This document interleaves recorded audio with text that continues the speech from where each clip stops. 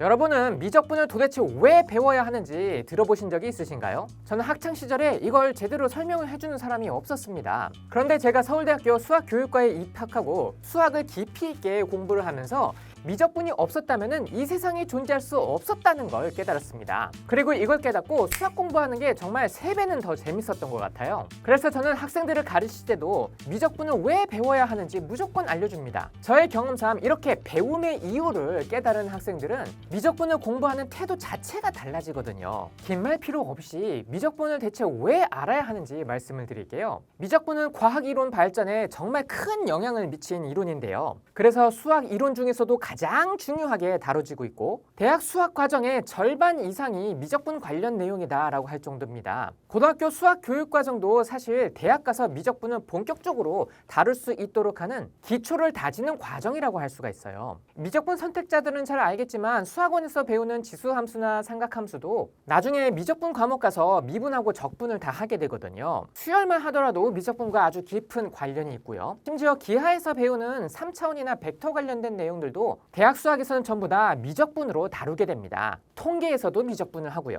이렇게 수학의 거의 모든 영역과 연결이 되어 있을 뿐만이 아니라 수학을 넘어서 과학, 공학, 경제학처럼 숫자를 본격적으로 다루는 모든 학문에서도 미적분이 기초가 되고 있어요. 그렇다면 왜 미적분은 이렇게 많은 분야에서 필수적일까요? 저는 그 이유를 크게 2가지로 뽑고 있는데요. 그 중에서 첫 번째는 기존의 과학에서 미스테리였던 많은 것들이 미적분을 통해서 수학적으로 정확하게 분석할 수 있게 해준다는 겁니다. 마치 요즘 AI가 발전을 하면서 모든 사회 분야에 새로운 영향을 미쳐서 각 분야가 변화하고 발전하고 있는 것처럼 미적분이 나왔을 때 모든 과학 분야에 새로운 영향을 미쳐서 엄청난 발전이 이루어졌고 지금도 미적분이 활용이 되고 있습니다. 작년 노벨 화학상을 AI 전문가가 받았다는 걸 알고 계시나요? 기존에는 수많은 세월 동안 사람이 해결하지 못했었던 것을 AI가 단 몇 시간 만에 풀어버렸기 때문이에요. 마찬가지로 미적분 덕분에 과학에서 해결하지 못했었던 많은 미스테리들을 해결을 했는데요. 대체 어떻게 해결을 했다는 것이냐? 대략적인 아이디어만 말씀을 드릴게요. 우리가 수학2 범위대에서 배우는 것으로 예시를 들어보자면은 미분을 거꾸로 계산하는 적분을 통해서 이 함수의 밑넓이가 나온다는 것을 아는 학생은 많은데요. 그게 애초에 왜 성립하는지 이해하는 학생은 별로 없어요. 그건 미분의 정의를 통해서 이 넓이 ST를 미분을 하면은 그냥 이 경계선에서의 길이 FT가 나오기 때문입니다. 시간 관계상 이 유도 과정을 이 영상에서 설명을 하지는 않겠지만 신기하게도 이 ST를 미분을 하면은 이게 FT가 된다는 것이 유도가 돼요. 그래서 역으로 FT를 적분을 해서 ST를 구하게 되거든요. 그럼 여기서 중요한 건 무엇이냐면 미적분이 개발되기 이전에 옛날에 이 fx의 식을 안다고 하더라도 이 넓이를 구한다는 것은 정말 어려운 일이었어요. 구분 구적법이라는 방법이 있기는 하지만 계산 과정이 워낙 복잡한 데다가 fx의 식이 단순하지 않으면 구하기가 어려웠어요. 그럼 일반적으로 어떤 상황이었냐면 fx의 식은 알고는 있는데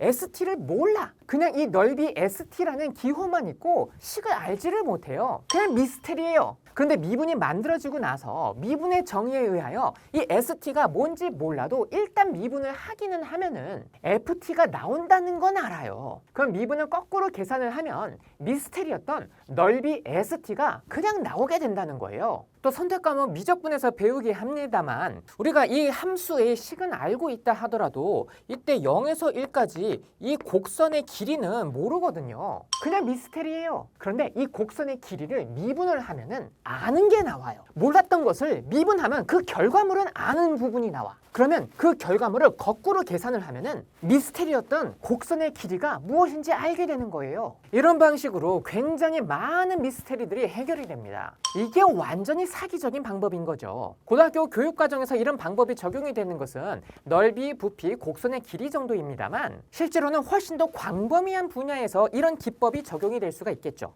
이거는 미스테리를 해결하는 마스터키가 생긴 것과 같아요. 그래서 인간이 그동안 뭔지 몰라서 못 구했던 것들을 이 한 가지 방법으로 갑자기 막 구할 수 있게 된 거예요. 이렇게 해서 인류의 과학이 급속도로 발전을 하게 됩니다. 이렇게 미적분이 현대 인류 문명의 토대가 되고 있기 때문에 미적분이 중요한 겁니다. 그래서 교육과정에서 미적분을 공부하게 하는 거예요. 뉴턴과 라이프니츠라는 분이 미적분의 창시자로 알려져 있는데요. 이 뉴턴의 업적이 하도 위대하다 보니까 그 시대를 살았었던 영국의 알렉산더 포프라는 또 대단한 시인이 뉴턴의 업적을 찬양하는 짧은 시를 쓴 게 있거든요. 저는 그 시를 제가 대학 다닐 때 영문학을 부전공을 하면서 접하게 됐거든요. 보자마자 너무 좋아하게 된 시라서 한눈에 바로 외워지게 되더라고요. 그 시를 소개를 해드릴게요. 자연과 자연의 법칙이 밤의 어둠 속에 가려져 있다. 신이 뉴턴이 있으라 하시니 모든 것이 밝혀졌다. 이게 무슨 의미인가 하니 과학이 발전하기 이전에도 세상에는 모든 곳에 수가 가득했어요. 이 분필 한 조각에도 길이가 있고 무게가 있어요. 모든 것이 다 수예요. 또 세상에는 수의 법칙이 가득하고요. 이 분필을 던지면은 이게 2차 함수를 이루면서 떨어지거든요. 그래서 옛날 서양에서는 신이 자연을 만든 법칙이 수학이라고 생각을 했어요. 그리고 수학을 하는 것이 신의 법칙을 탐구하는 일이라고 생각을 했었고, 실제 피타고라스 학파는 종교단체이기도 했었고요. 그들의 종교 활동은 수학을 열심히 공부하는 거였거든요. 그런데 어둠에 가려져 있었던 신의 비밀, 자연의 법칙이 그 미스테리들이 신이 직접 보낸 것 같은 그런 위대한 뉴턴에 의해서 모든 것이 밝혀졌다라는 의미인 겁니다. 다음으로 미적분이 중요한 두 번째 이유는 변화하는 것에 대한 수학적인 접근을 할 수 있게 된다는 겁니다. 대표적인 예시가 순간속도입니다. 이 순간속도라는 개념이 곱씹어 보면 굉장히 묘해요. 지금 이 동영상만 하더라도 1분 24초일 때 딱 그 한순간으로 정지를 시켜 놓으면 지석쌤은 움직이지 않고 그냥 멈춰 있을 거예요. 그러니까 딱 한순간에서의 속도라는 것이 말이 안 되는 듯 하면서도 이렇게 사람이 10초 동안 60m를 뛴다고 했을 때 일정한 속도로 뛰지 않고 빨랐다가 느려졌다가 다시 빨라졌다가 이럴 수가 있잖아요. 그러니까 속도가 막 계속 변하고 있으니까 어떤 딱 특정한 순간에서의 속도가 있을 것 같기는 한데 말이죠. 그래서 이 순간 속도라는 것이 있을 듯 하면서도 또 그냥 가만 생각해 보니까 없는 것 같기도 하고 참 이게 애매했었단 말이죠. 그래서 미적분이 개발되기 이전에서는 이 순간 속도에 대한 아이디어는 있다 하더라도 그것을 구해내지는 못했습니다. 그런데 미분이 만들어지면서 이걸 정확하게 구할 수 있게 됐어요. 평균 속도라는 것은 시간의 변화량분의 위치의 변화량인데 시간의 변화량을 델타 X라고 쓴다고 하고 위치의 변화량을 델타 Y라고 쓴다고 해볼게요. 그럼 이 상황에서 델타 X는 뭐 10인 것이고 델타 Y는 60 해가지고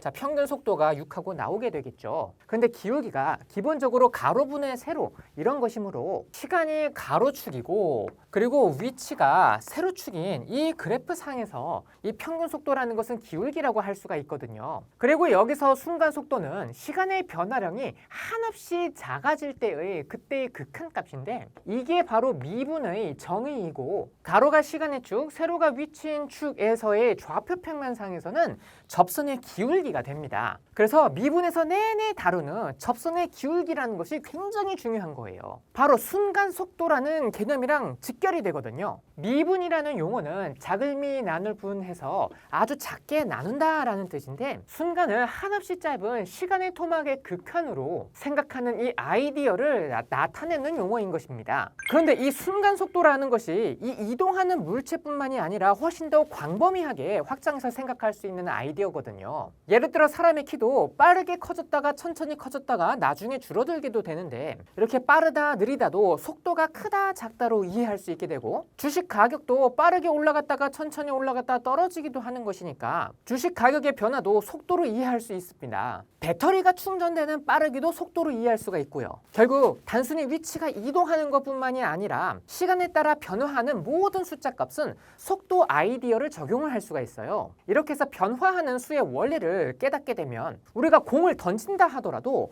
어떤 각도로 던지냐에 따라서 공이 각각 얼마큼 멀리 가는지 알 수 있게 되는 것이고 그럼 어떤 각도로 던져야 가장 멀리 가는지 그리고 거기서 더 나아가 사람이 인공위성을 쏠 수 있게 되고 인류가 지금과 같은 생활을 누릴 수 있게 되는 거예요. 그럼 모든 것들의 이론적 바탕이 되는 것이 바로 미적분입니다. 오늘은 제가 왜 미적분을 배우는지에 대해서 설명을 드렸는데요. 오늘 이 영상에서 제가 해드린 말들을 생각을 하면서 미적분에 대해서 조금 더 호감을 갖고 공부를 했으면 좋겠습니다. 그러면 저는 다음에 더 유익한 영상으로 찾아뵙도록 하겠습니다. 감사합니다.